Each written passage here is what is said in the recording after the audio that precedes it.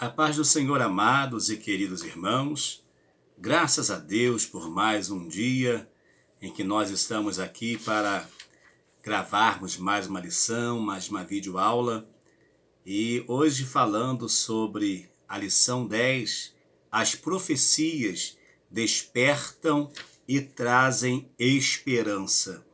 Iremos falar sobre os profetas maiores e os profetas menores. Com certeza, sem dúvida, vai ser uma lição maravilhosa e eu te convido a vir comigo já de início, a se inscrever no canal, acionar as notificações.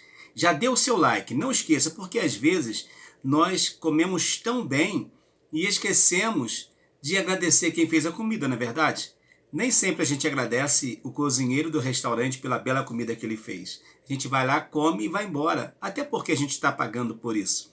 Mas você, eu quero lhe pedir, chegou? Já dê o seu like, para que você não venha perder os nossos vídeos. Porque quanto mais vídeo você assistir nosso, mais vídeo você vai ter do nosso canal na sua linha do tempo do seu YouTube. Então as profecias despertam e trazem esperança. O texto áureo vai dizer assim: bem-aventurado aquele que lê e as que ouvem as palavras desta profecia e guardam as coisas que nela estão escritas, porque o tempo está próximo. Apocalipse capítulo 1, versículo de número 3. Bem-aventurado aquele que lê e os que ouvem. O interessante é que Deus é tão maravilhoso, o Senhor Jesus é tão maravilhoso, que ele não excluiu ninguém de receber a sua palavra. Tanto que ele vai dizer, aqueles que lê, aqueles que têm leitura, mas temos irmãos que não têm leitura, mas têm bons ouvidos e conseguem ouvir a palavra de Deus. Então, bem-aventurado é você que lê e você que ouve a profecia e guarda. Tanto que lê, tanto que ouve, precisa guardar, porque o tempo está próximo. A verdade prática vai dizer assim: as profecias são mensagens que expressam a soberana vontade do Senhor. Elas servem para alertar o povo de Deus, produzindo a esperança e a confiança nas promessas divinas. Ou seja, as mensagens proféticas trazem o tom da misericórdia de Deus, da soberania de Deus para o povo. Nós vamos encontrar isso nesta lição. Algo assim maravilhoso, algo fantástico. A leitura bíblica em classe está Jeremias capítulo 1, de 4 a 10, Joel 1, de 1 a 3 e Apocalipse 1 também, de 1 a 3. Vamos fazer essa leitura. Jeremias 1 diz assim: assim veio a minha palavra do Senhor dizendo, antes que te formasse no ventre, eu te conheci, e antes que saísse da madre eu te santifiquei, e as nações te dei por profeta. Então disse eu, Senhor Jeová, eis que não sei falar porque sou uma criança. Mas o Senhor me disse, não digas eu sou uma criança, porque aonde quer que eu te enviar irás, e tudo que eu te mandar dirás. Não temas diante deles, porque eu sou contigo para te livrar, diz o Senhor. E estendeu o Senhor a mão, tocou-me a boca e disse-me, o Senhor, eis que ponho as minhas palavras na tua boca. Olha, ponho-te neste dia sobre as nações e sobre os reinos, para arrancares e para derribares, para destruíres e para arruinares, e para edificares e para plantares. Palavra do Senhor que foi dirigida ao filho de Petuel, a Joel. Ouve isto, vós anciãos, escutai todos os moradores da terra. Aconteceu isto em vossos dias, ou também nos dias dos vossos pais? Fazei isto uma narração aos vossos filhos e às vossas filhas, e a seus filhos e os seus filhos, destes e outra geração. Ou seja, a ordem é, conta para toda a família, para os filhos, para os netos, para os bisnetos. Enquanto você tiver uma geração, conte os feitos do Senhor. Revelação de Jesus Cristo, qual Deus deu para mostrar aos seus servos as coisas que brevemente devem acontecer. E pelo seu anjo as enviou, as notificou a João, seu servo, o qual testificou da palavra de Deus e do testemunho de Jesus Cristo e de tudo que tem visto. Bem-aventurado aquele que lê e as que ouve as palavras destas profecias e guardam as coisas que nelas estão escritas, porque o tempo está próximo. Nós temos 3 objetivos nesta lição que nós vamos estar acompanhando até o final. Primeiro, destacar a atuação ministerial de Isaías, Jeremias, Ezequiel e Daniel, profetas maiores. Conhecer o período e a região geográfica de atuação dos profetas menores. E terceiro, entender o propósito e a mensagem do livro de Apocalipse. Vem comigo e acredito eu que será uma bênção. A introdução vai dizer assim: os livros proféticos do Antigo Testamento se dividem em profetas maiores e profetas menores. A designação serve para diferenciar o tamanho dos livros e não o grau de importância de seus autores. Os profetas maiores são Isaías, Jeremias, Lamentações, Ezequiel e Daniel. Já os outros 12, de Oséias a Malaquias, são os profetas menores, que eu vou estar citando aqui para os irmãos. Oséias, Joel, Amós, Obadias, Jonas, Miqueias, Naum, Abacuque, Sofonias, Ageu, Zacarias e Malaquias. Estes são os profetas menores, tá certo? Então nós vamos ver aqui que não é maior porque era da família real ou tinha ligação ao sacerdócio, nada disso. Profetas maiores porque escreveram mais, profetas menores porque escreveram menos, tá bom? Só por causa disso, não tem outro sentido. Os profetas maiores, os profetas e a sua profecia. A palavra grega profetes significa proclamador e intérprete da revelação divina. No hebraico, a palavra frequentemente usada é nabi, como um sentido aquele que declara uma mensagem em nome de Deus. Tanto um como o outro, tanto a palavra grega quanto a palavra hebraica, a ideia é o quê? De alguém que está falando em nome de outrem. No caso do profeta de Deus, ele fala a palavra divina, a revelação divina, o desejo divino na vida destas pessoas, na vida de uma nação, por exemplo. E isso é muito importante. Então nós vemos que tanto no grego quanto no hebraico, o sentido é o mesmo. Aquele que entrega uma mensagem em nome de Deus, ou aquele que interpreta a revelação divina. Os profetas tinham acesso à presença dos reis, ofereciam-lhes assessoramento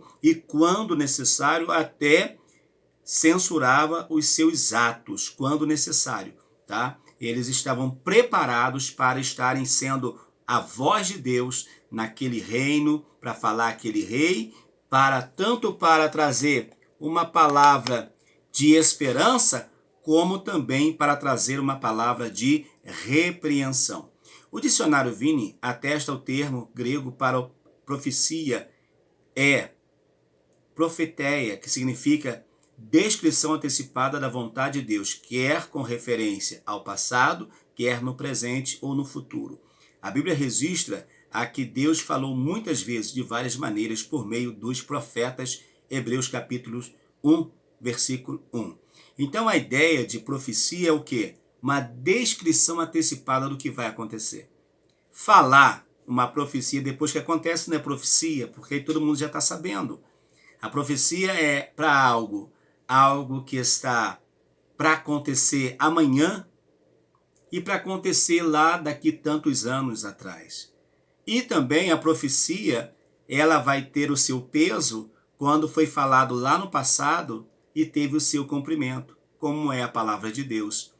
Já foi escrita aí tantos anos, milênios já passaram e a palavra continua viva e eficaz. Porque é a palavra de quem? Minha? Tua? Não.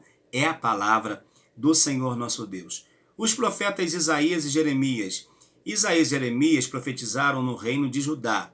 Isaías denunciou a rebeldia do povo, apontou o cativeiro como juízo divino, predisse o retorno de Judá do exílio, profetizou a respeito de Cristo, tal como o seu nascimento de uma virgem, sua descendência, que seria de Davi, o seu ministério libertador. Jeremias, sem falar Isaías 53, né? Isaías 53 é o capítulo fantástico ali que ele escreve, falando do Messias, quem deu crédito à nossa pregação. e a quem se manifestou o braço do Senhor.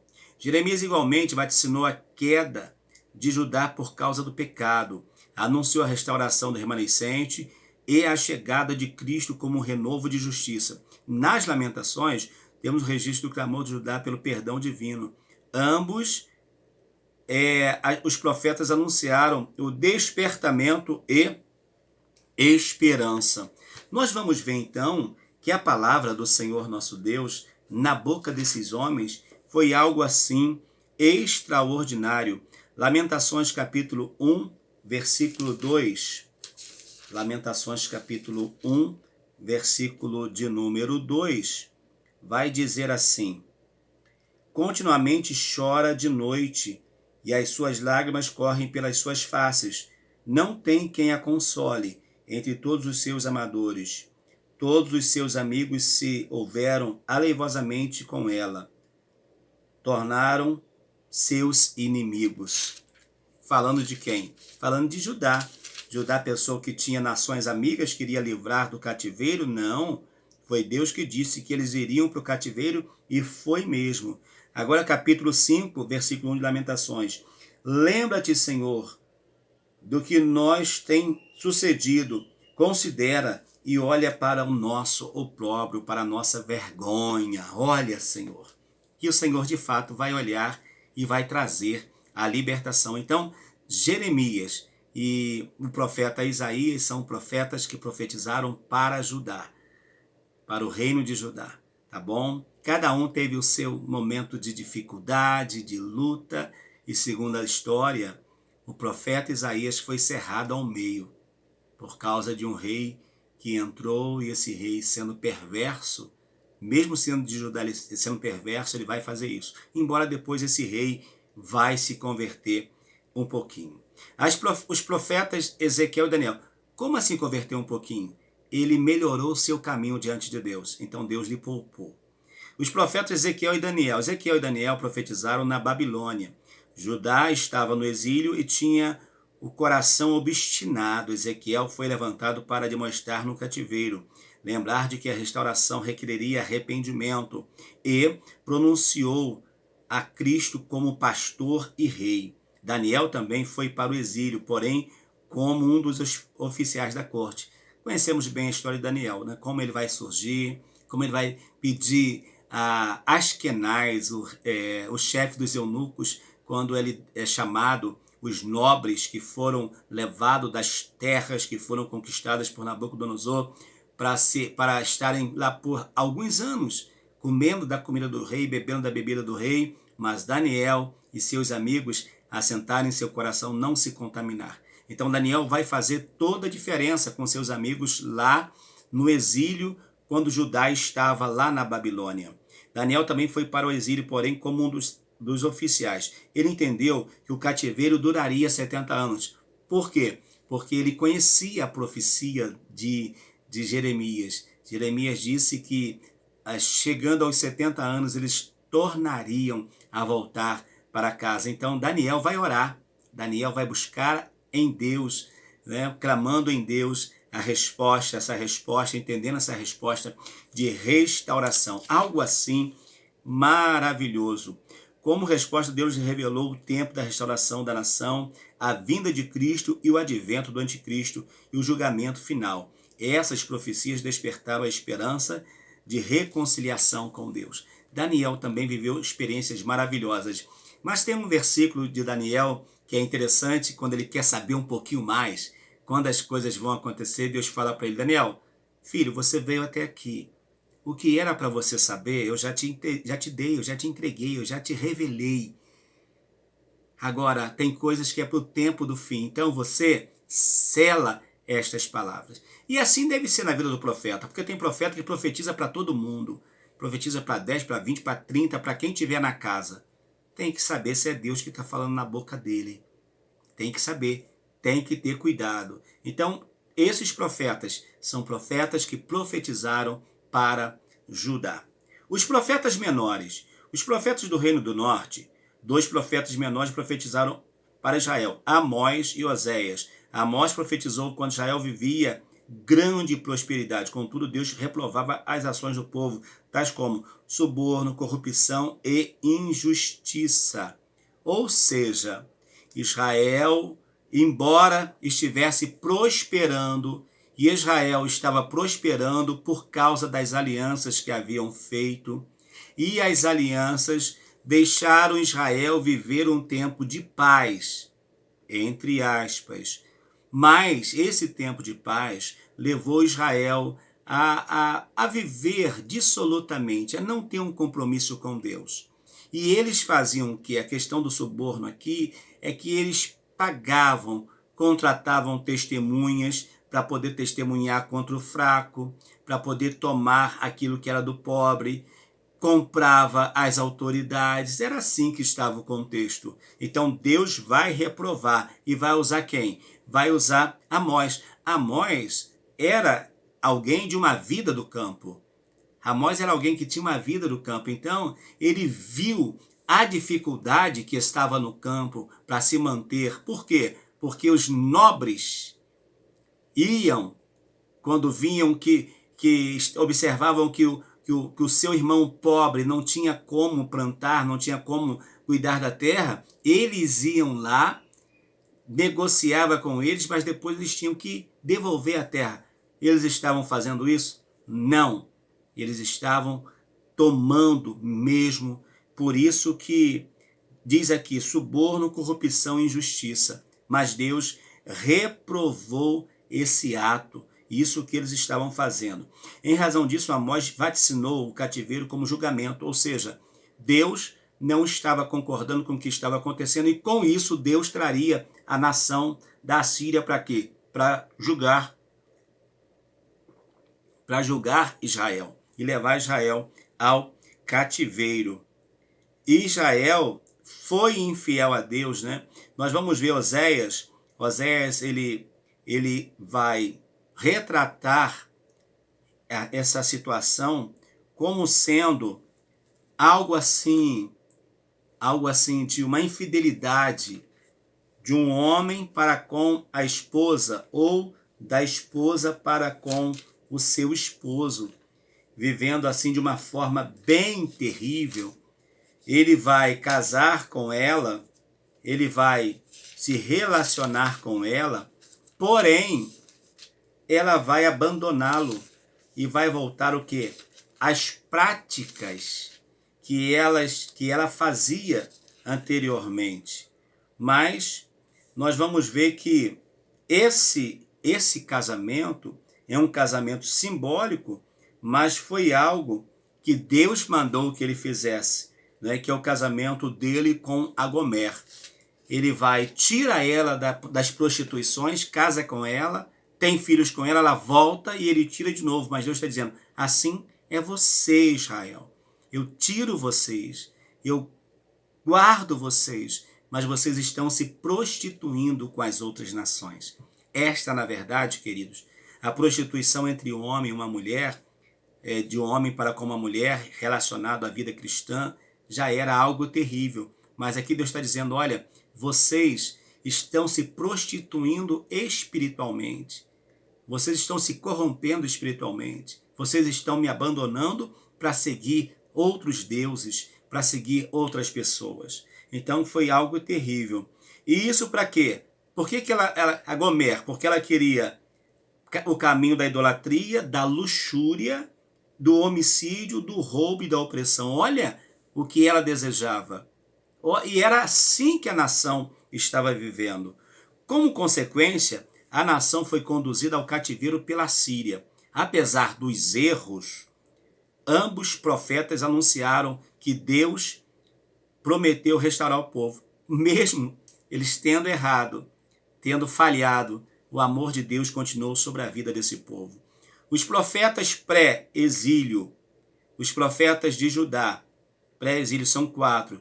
Joel, que pregou arrependimento e profetizou o derramamento do Espírito Santo. Quem não gosta de Joel, né?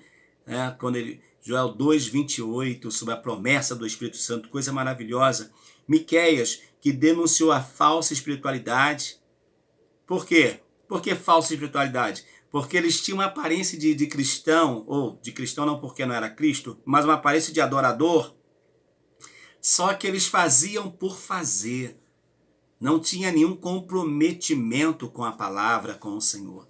E isso era muito ruim, isso era muito complicado. Então Miqueias vai denunciar essa espiritualidade falsa. Anunciou a destruição de Jerusalém, o cativeiro babilônico. E também depois ele vai profetizar a restauração. Abacuque reclamou da violência, do litígio, de como os seus irmãos estavam levando os outros diante da justiça.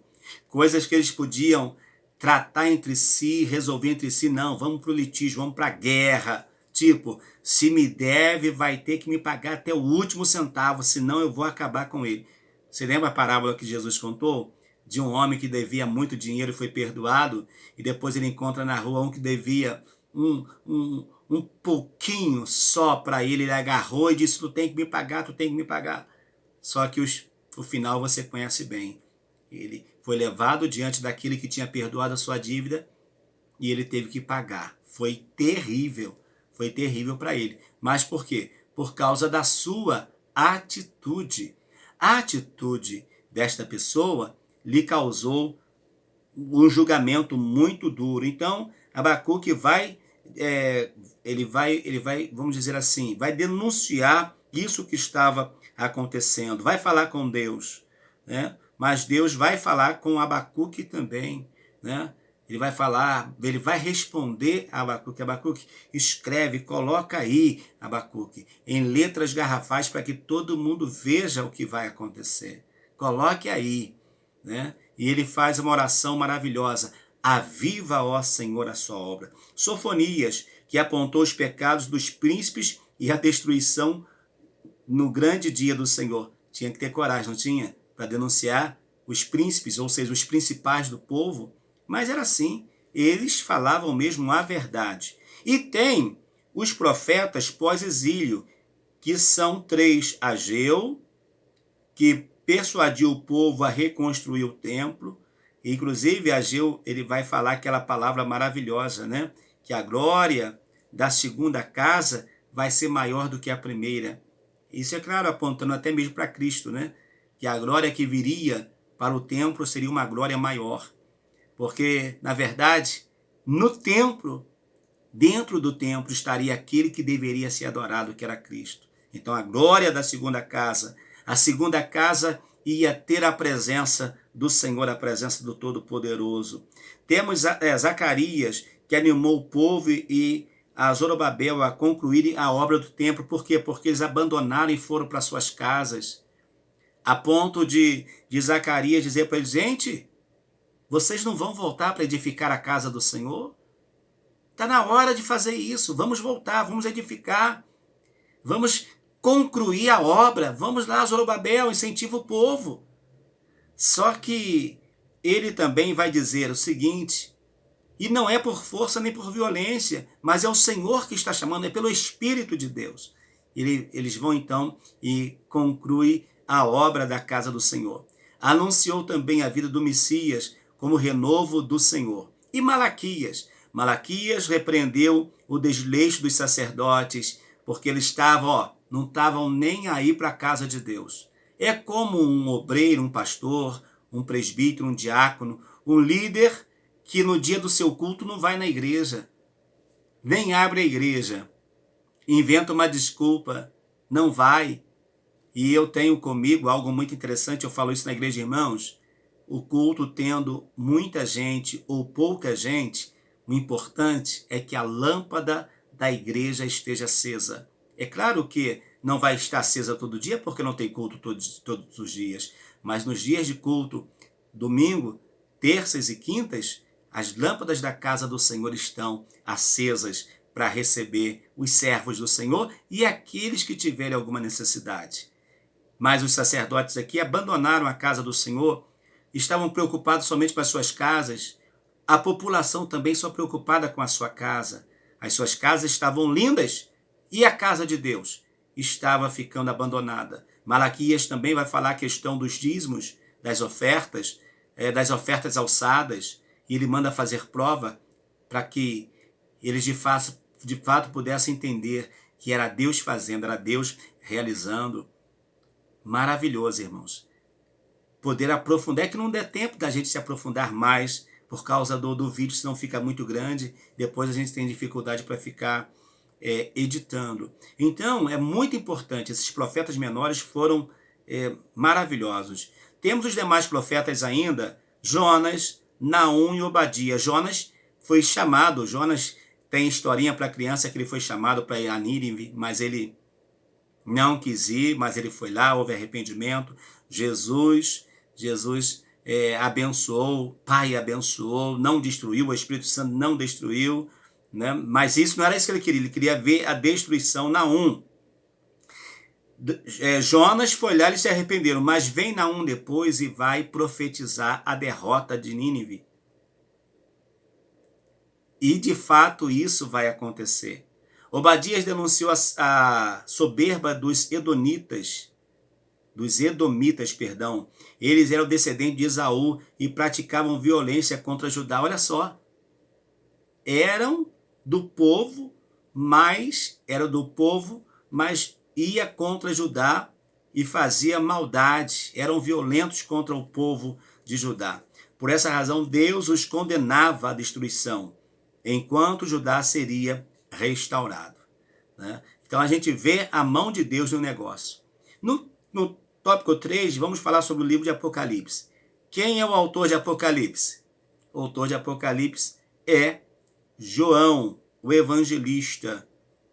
Ele vai trazer esse livro. Qual é o propósito? Qual é o tema? Vamos lá.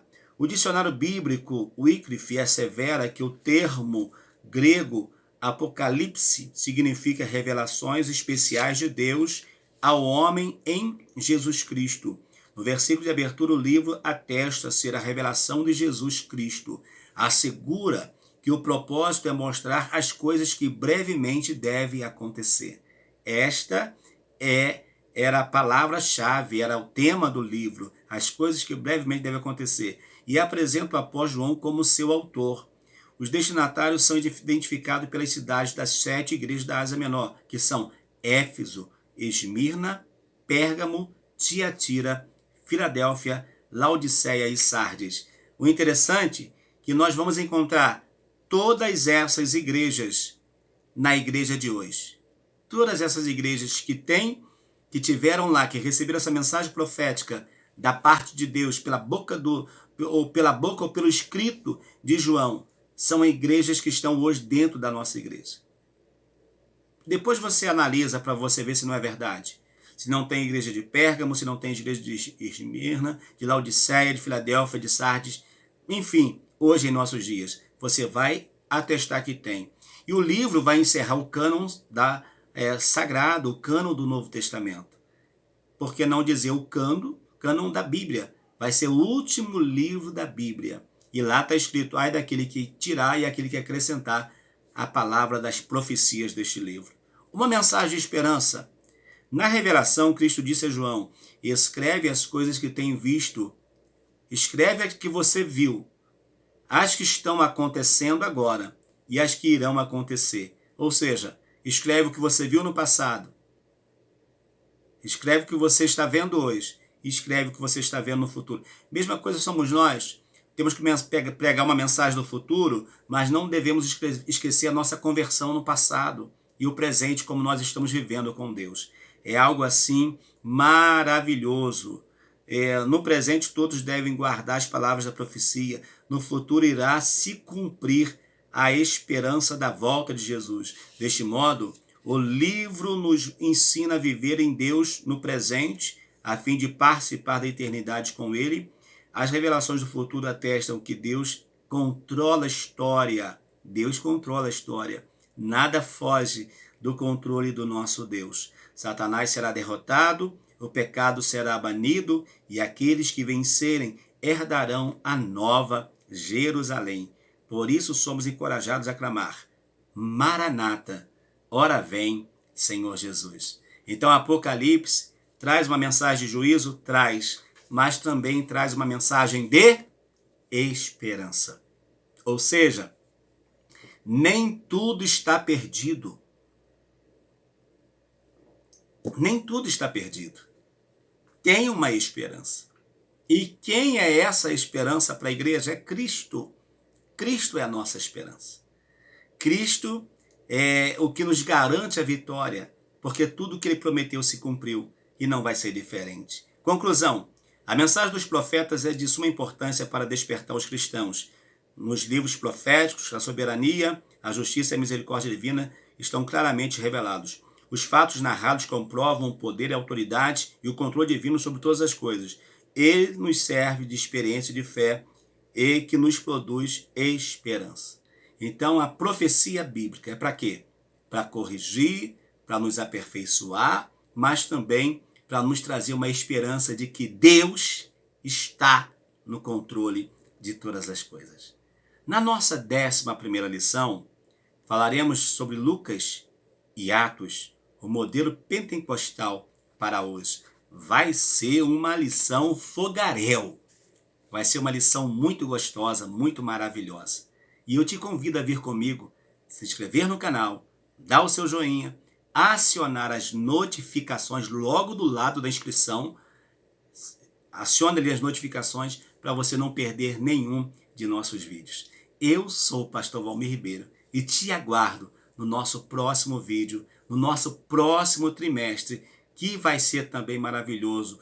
As revistas ainda não chegaram, mas eu já vou postar a foto da nossa próxima revista que estaremos estudando. Vai ser algo assim fantástico, maravilhoso da parte de Deus para a igreja. Deus te abençoe e eu te espero no nosso próximo vídeo em nome de Jesus. Um abraço!